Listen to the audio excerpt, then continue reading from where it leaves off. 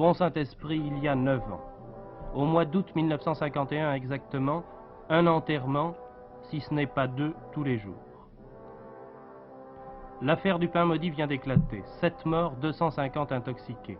Toutes les victimes ont mangé du pain provenant de chez un boulanger de la Grande Rue, M. Briand, qu'un médecin, le docteur Vieux, avait pourtant mis en garde. C'est le dimanche matin, vers les 11 h, que je suis allé à la boulangerie. M. Briand était absent et j'ai dit à sa fille qui servait, j'ai l'impression que votre pain est toxique. Et elle m'a répondu, vous n'êtes pas le premier à me le dire, évidemment, il doit y avoir quelque chose d'anormal. Effectivement, ce pain rendait fou. On reparlait du mal des ardents et l'un des intoxiqués raconte. Je suis resté exactement 21 jours sans dormir. Absolument impossible de fermer l'œil, malgré tous les calmants et somnifères que le médecin a pu m'administrer. Alors il est évident, quand on reste 21 nuits sans dormir, l'esprit travaille. Eh bien, mes nuits, je les ai passées à compter, à murmurer le mot de saxophile, qui ne rive absolument à rien, sans arrêt, à compter les perles d'un rideau qui se trouvait dans la pièce, ou alors, à certains moments, venir ici, là, sur le palier que vous avez, regarder combien il y avait de hauteur, et il me disait, si tu tombais en bas, tu te ferais mal. Hein? Est-ce que si tu tombais en bas, tu te ferais mal? J'étais attiré par cette espèce de gouffre que je sentais, cette cage d'escalier, mais j'étais cependant assez lucide pour ne pas vouloir sauter, ne pas faire de bêtises. Mais je n'ai pas eu des hallucinations totales comme d'autres l'ont eu, ainsi je peux très bien témoigner. Ma jeune fille, malheureusement, ne s'en rappelle plus, comme je disais tout à l'heure, elle avait 5 ans et demi à ce moment-là. Eh bien, elle avait des crises terribles d'hallucinations, se dressant sur son lit, voyant le sang qui tombait du plafond de partout, voyant des tigres qui bondissaient dessus, des lions, des ours qui venaient la dévorer, et alors à ce moment-là, criant évidemment, poussant des cris terribles, des cheveux qui lui sortaient de la bouche. Elle avait toujours l'impression qu'elle avait sa bouche pleine de cheveux, elle s'arrachait comme ça, n'est-ce pas, pour éliminer ses cheveux, qu'elle n'y arrivait pas.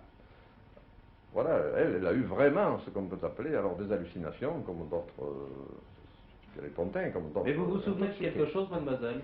Oh, rien du tout, monsieur. Mais tout le monde ne s'en est pas aussi bien tiré que M. Carl et sa fille. Où étaient les responsabilités, chez le boulanger Briand ou chez son fournisseur de farine? 2 personnes, M. Carl et M. Delakis, secrétaire de l'association des victimes, donnent leur opinion. Je ne considère pas M. Briand comme ayant une responsabilité majeure dans l'affaire. Les responsabilités doivent être partagées, à notre avis, par le boulanger qui a continué de planifier de vendre du pain, malgré l'avis contraire de docteur, ce que vous venez de dire, et par l'Union meunière qui n'a pas tenu compte des réclamations qui lui avaient été présentées par plusieurs boulangers de la région. Après 9 ans de procès, les victimes n'espèrent plus obtenir justice. Certains, comme M. Delakis, reprochent à l'instruction certaines lacunes.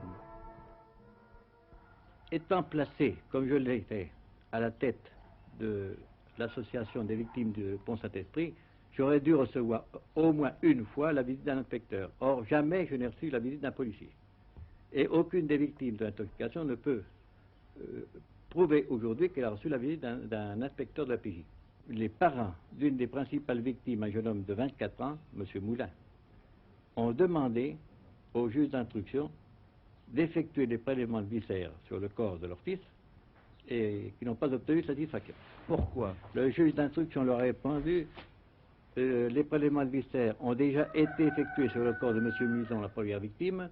Nous savons maintenant à quoi nous en tenir. Ce qui était faux, puisque nous ne savons pas 10 ans après à quoi nous en tenir aujourd'hui. Et il a ajouté, vous pouvez faire les prélèvements à vos frais, si vous le voulez, vous êtes libre, mais au point de vue juridique, les analyses n'auraient aucun effet. 9 ans ont donc passé. Le boulanger Briand vend toujours du pain, mais il a refusé de nous parler. Les victimes sont presque toutes sur pied. La vie a repris à Pont-Saint-Esprit, où l'on n'achète plus tellement de biscottes. Mais actuellement, où allez-vous l'acheter, votre pain? Maintenant, nous allons, comme d'habitude, monsieur, chez divers boulangers, et notamment chez M. Briand.